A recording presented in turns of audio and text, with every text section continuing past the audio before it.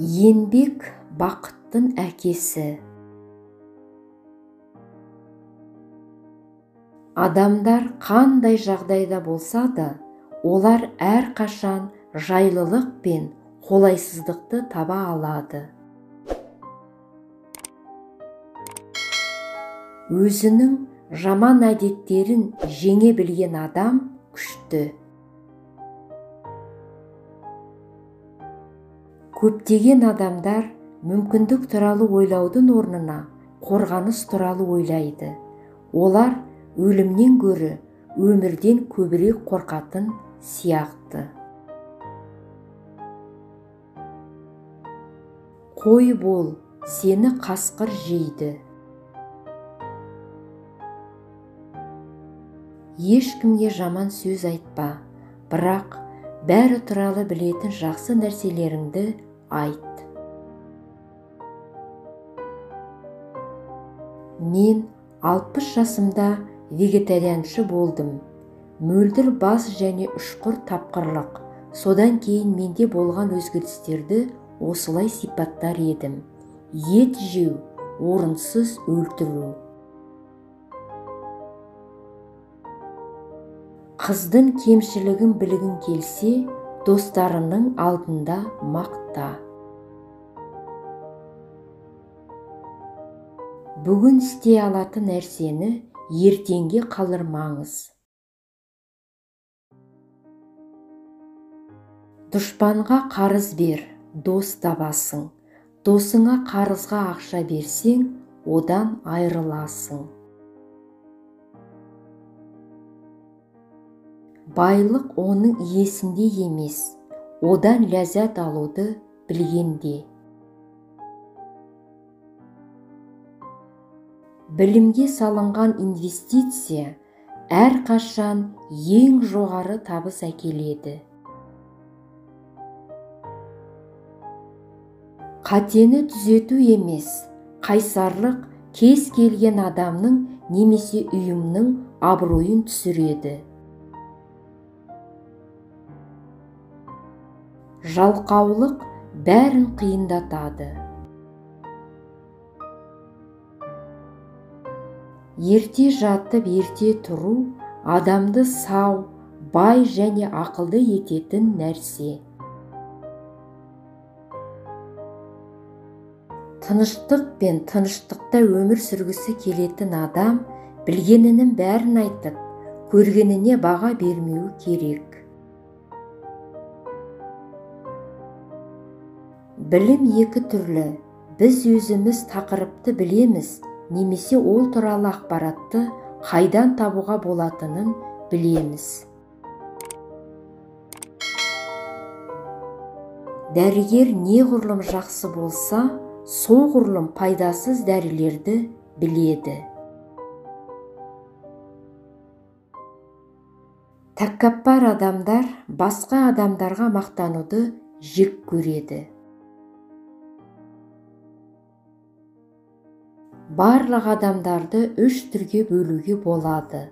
Қозғалысқа келтіре алмайтындар, қозғалысқа келтіретіндер және қозғалатындар. Үш шынайы дос бар: кәрі әйел, кәрі ит және ақша. Әрқашан өз кемшіліктеріңізбен күресіңіз.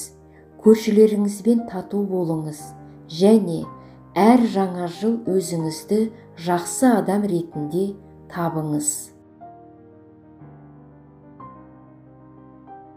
Көптеген адамдар ләззат сатып алып жатырмыз деп ойлайды. Шын мәнінде олар оған өздерін сатып жатыр.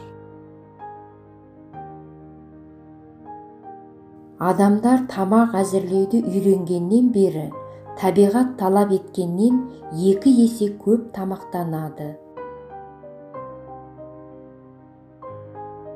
Ақылсыздықтың бірінші дәрежесі өзін дана санау, екіншісі бұл туралы айту, үшіншісі кеңес беруден бас тарту.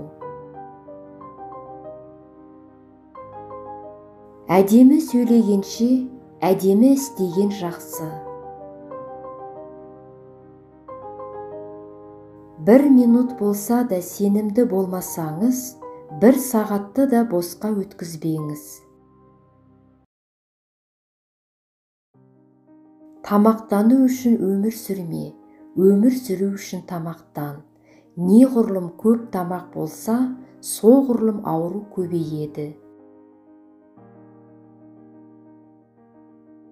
Өміріңізді ұзартқыңыз келсе, тамақты қысқартыңыз. Бақытты болу үшін не қалауын азайту керек, не қаражатты көбейту керек. Егер сіз парасаттылыққа құлақ аспасаңыз, ол сізден міндетті түрде кек алады. Дүниедегі ең асыл сұрақ: мен қандай жақсылық істей аламын? Тапқаныңыздан аз жұмсаңыз. Бұл бүкіл философтың ойы. Ашумен басталған нәрсе ұятпен аяқталады. Ұлы адам әдетте өзін өзі құртады. Аз сөйле, көбірек іс жаса. Сөз ақылыңды көрсетеді, ал іс-әрекет сенің маңыздылығыңды көрсетеді. Егер сіз істеуге болмайтын нәрсені жасасаңыз, ұнатпайтын нәрсеге шыдаңыз. Біз өзіміздің рахаттануымыз үшін жейміз, басқаларға әдемі болу үшін киінеміз. Балаларыңызды үндемеге үйретіңіз. Олар өздігінен сөйлеуді үйренеді. Көптеген адамдар 25 жаста өліп, 75 жаста ғана қабірге түседі. Ақшаның көбейту мүмкіндігі бар екенін есте сақтаңыз. Бағынбаған адам бұйырмайды. Не оқуға тұрарлық кітап жазыңыз, не кітап жазуға тұрарлық нәрсе жасаңыз. Жұмысшыларға қарамау, әмияныңды оларға ашық қалдыру.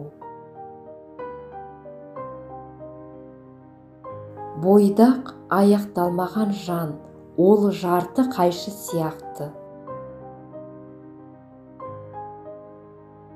Атеист әке жоқ деп өзін бекер сендіргісі келетін бақытсыз адам. Егер сіз бай болғыңыз келсе, тек ақша табуды ғана емес, үнемді болуды да үйреніңіз. Үлкен империя, үлкен пирог сияқты, шетінен ыдырай бастайды. Шыны, фарфор және репутация оңай бұзылады және ешқашан толық қалпына келтірілмейді. Сәттілік күткен адам бүгін кешкі ас ішетінін білмейді. Өмірдің нағыз қасіреті тым ерте қартайып, тым кеш ақылды болу.